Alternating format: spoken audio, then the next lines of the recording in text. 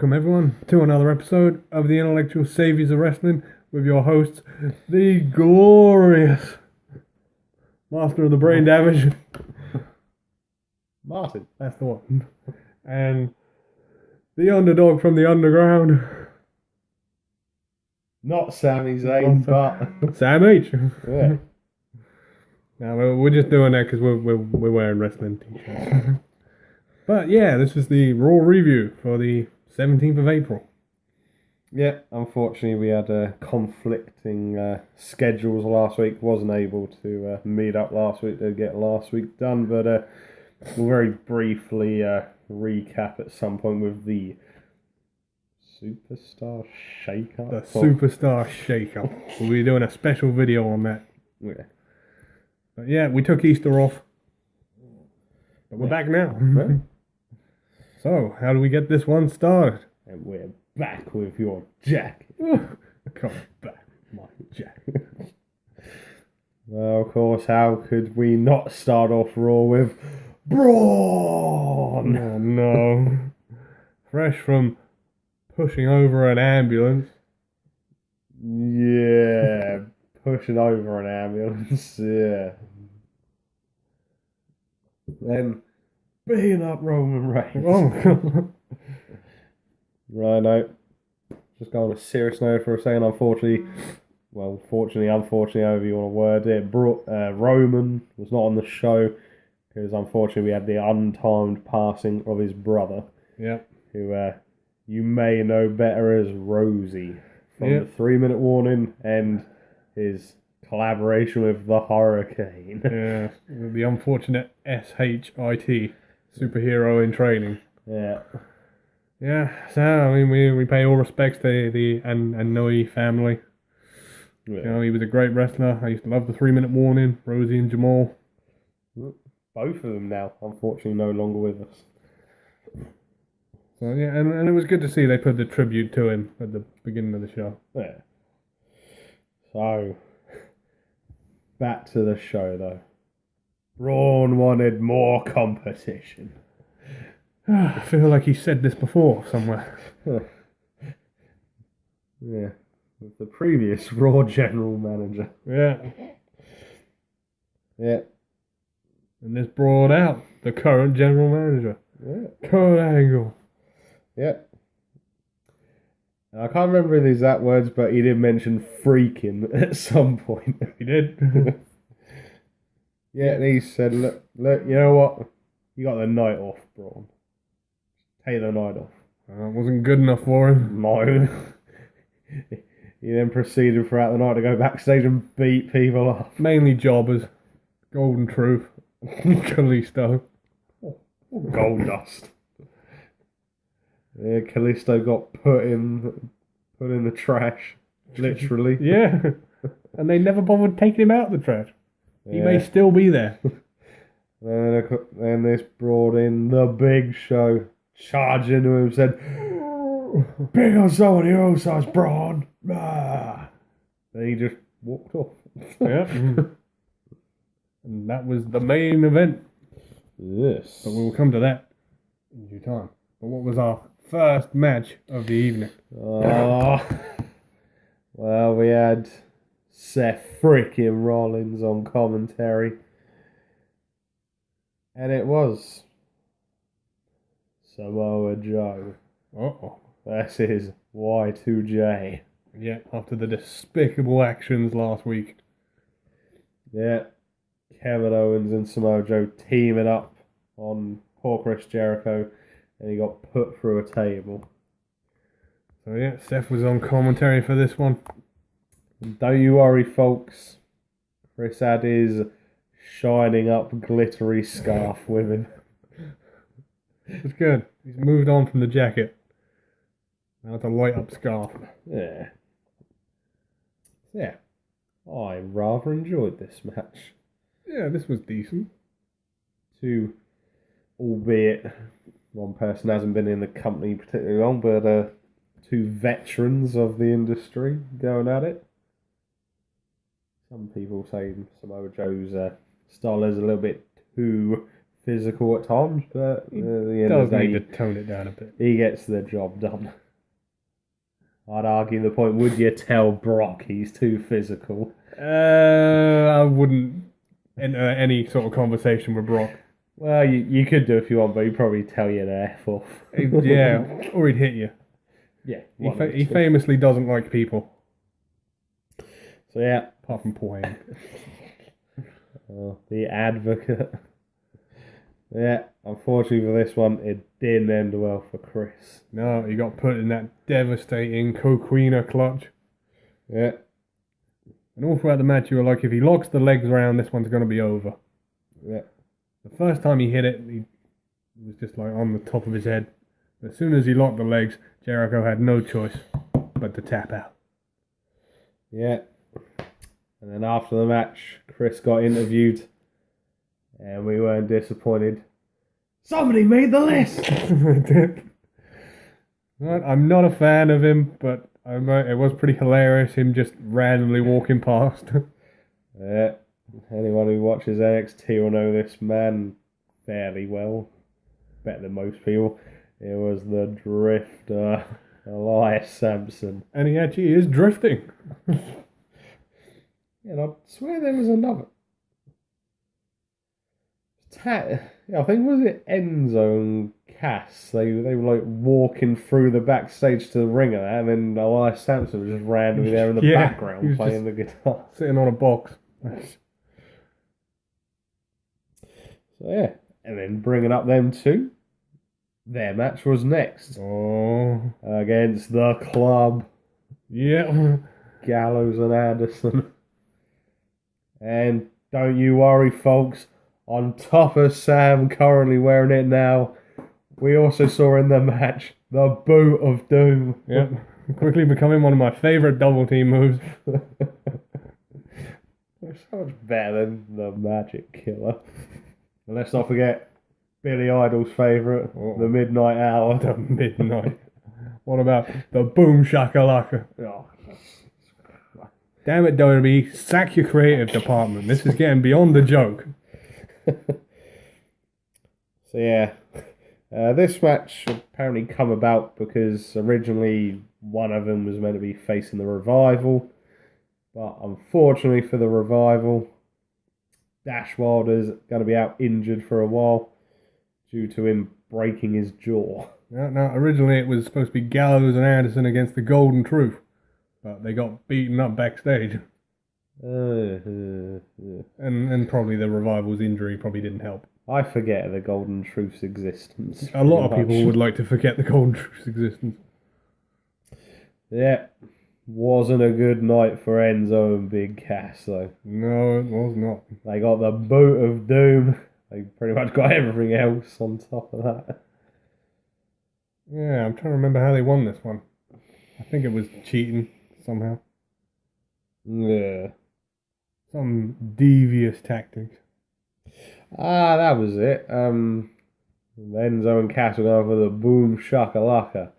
And then I believe Gallows chucked Big Cass into the ropes, and Enzo unfortunately fell onto the turnbuckle. Yeah, I remember that now. Looked pretty nasty.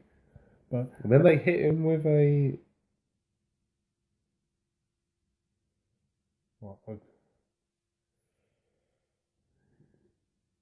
Oh no, that was it. Enzo and Cass were going for the reverse snake eyes or whatever it is they do these days, and yeah, hit the rope and then I think basically rolled up Enzo from him falling. It sounds about right. I remember he rolled him up from somewhere. And don't you worry, he had hold of them tights. Oh, dirty tactics. And then here's where it all starts coming downhill. We had another edition of Miz TV. Oh, God. And unfortunately, his guest this week was Dean Ambrose. Yes. Yeah, I sort of half paid attention to this. And it was quite funny. Miz actually referenced the fact that Dean has gone quite stale and boring. Yeah. And I was like, oh my god, should he be saying that? Should he be bringing that back? Yeah. Austin podcast. Yeah. Yeesh. This was the whole reason why Austin hasn't been seen since August. But then I'd argue the point that wasn't entirely Austin's fault. No. Ambrose just wasn't interested in doing the interview. There were rumours that he was drunk. Yeesh. Or semi-drunk, anyway. He'd had a few. So, of course, Miz pushed it too far, and it ended up getting physical. It did. Even though Maurice did interject at one point. Didn't he throw his jacket at Maurice? Something like that, yeah. And then he hit Miz with the dirty deed. Yeah. That's it. So yeah, it looks like this rivalry is continuing. Great. So then our next match, we had some cruiserweight action. We had Gentleman Jack Gallagher against heel TJ Perkins. Oh yeah. He's gone to the dark side. I think he needs to shave his head. And then, weirdly, for no reason whatsoever, Neville was ringside. Yeah. And then he was very quickly joined by Double A Austin Aries. This part I did find pretty funny because he put his chair right next to Neville. And then Neville picked up his chair and just... Yeah. Austin just sat there eating a banana. He loves his banana. He loves his potassium. Yeah. To be honest, as much as I love Jack Gallagher, I was more interested in what was going on outside of the match. Yeah, there was some pretty humorous things here. Yeah, but don't you worry, folks. We had the Mary Poppins drop. Yeah. William III got in action again. Oh, man, that was a pretty devastating headbutt. It looked like he actually knocked himself out. Yeah. But no, this turned on its head when there was some interference. Yeah. Neville tried getting in the ring. I think Austin stopped him. Yeah. And then while this was going on, TJ Perkins kicked the middle rope into Jack Gallagher's face. And he hit him with, what's he called it? The detonation kick? That's the one. Yeah. And that was the end of the match. Yeah, so... It was okay. It's building up to the Cruiserweight rematch. Yes. Oh, and then next, we had some female action. Women's match to determine who will be the number one contender. We've got Alexa Bliss, Sasha Banks, Nia Jax, and Mickie James. Now, all throughout this match, I was thinking, this has got to be the one where Sasha wins it. And they have the fair match. And then the turn. But they're still waiting on it. No, you're absolutely correct here. Alexa Bliss ended up picking up the victory in this one. She stole it. Which, to be fair, I'm fine with. Nia Jax has no need to be anywhere near the title, and neither does Mickie James. And, well, Sasha, they just seem to be doing a good job of ballsing it up with her. Well, they know what we're waiting for, but they're just constantly... They're not giving it to us yet. It's like, you know they're going to turn her heel? Yeah. Because without Charlotte on the brand anymore, the top female heel is gone. And we both said Sasha works better as a heel. Yep, most definitely. So the turn is coming. Yeah, just a case of when. Oh dear. On to pointless match number 1. Yeah.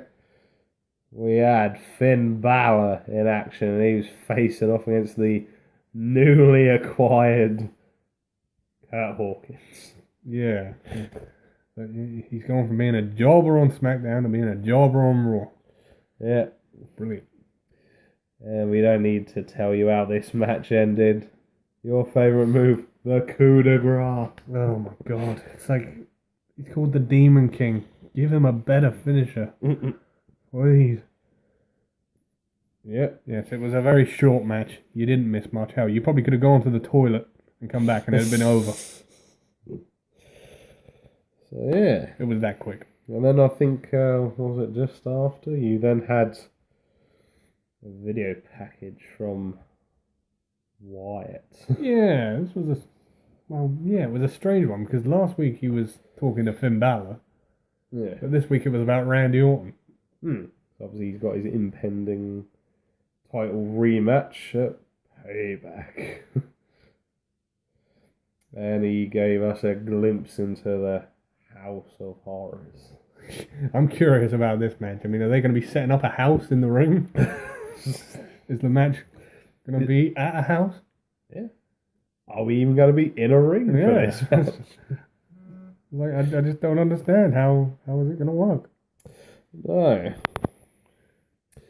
So, and then moving on, we then had singles action between two tag teams.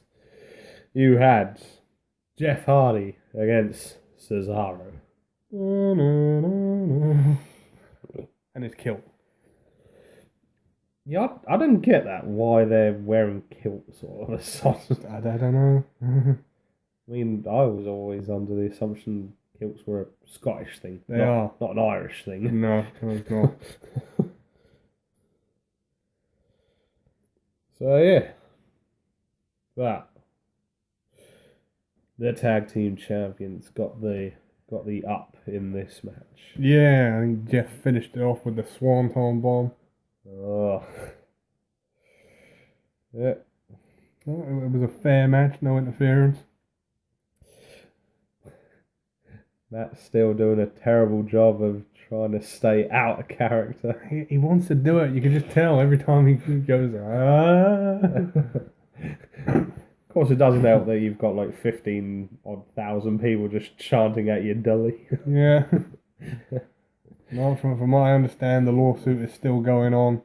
Yeah.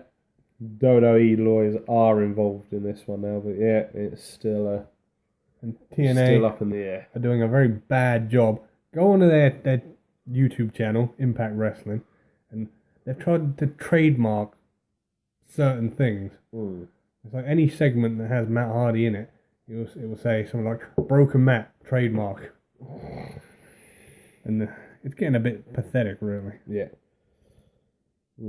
Unfortunately, though, the likely outcome of this is WWE will sort this out for the Hardys, but then unfortunately WWE will own the character, even though it's Matt Hardy that came up and created this character that we also desperately want to see on WWE television. We do. I mean, as much as I appreciate the Hardy Boys, I mean, Matt works so much better as Broken Matt. He does. It's sort of revived his career. Yeah, and in some ways it's changed the wrestling industry as well, and how you come up with characters. We need all of them back. We need Vanguard 1 and... You can do whatever you want with Vanguard 1, but we need Senior Benjamin. It's just Rebby's father. But is it really? I think so. I don't know. Well, what do we got next? Well, unfortunately, now we've got the main event. Oh God, the clash of the behemoths. The battle of the beards. The battle of the bold. Big Show versus Braun. Oh God. A match they did, about a month ago. Yeah. Also is the main event of Raw. Yeah. And unfortunately, this has gone as predictable as every other time they've done super heavyweights against super heavyweights. And unfortunately, we got that classic gag. For the third time. All involving the Big Show as well. Yeah. It ended in a no contest because the ring collapsed due to a top rope superplex. Yeah. Now, if you're keeping count, the first one was 2002. Was it 2002? 2003. 2003. With Brock. And the Big Show. And the second one, Vengeance 2011, Mark Henry and the Big Show. Yeah, you see, the problem is, the first time that happened, you were sort of a bit like, whoa, I wasn't expecting that. Second time, still got a fair reaction because it had been so long since the one before. But now you're just sort of like, really? You done that again? Oh, wow. I mean, I like the second one because they actually had to do a match after that. And they had to work around the ring being broken, which was pretty funny. But this one, it was like, yeah, great. This whole thing again. Yeah. But I did laugh when the referee fell out the ring. Because it looked like they hadn't told him that the ring was breaking because he just sort of casually fell out. Oh! So does this mean that this Big Show Braun thing is going to continue to another week? It's not going to go on for much longer because the one thing we did forget, Kurt also confirmed a match for Payback. Uh-oh. Braun versus Roman. Oh, great. Didn't they do that at Fastlane? Yes, they did. Great. Well, I'll look forward to that one. You sarcastic SOB. Jeez. Right, is that it? Are we done? Yep. Right. That was Raw for this week. Okay, from your host, the master of the brain damage, Martin. and the one and only Sam H. We will see you again for the next one. Goodbye.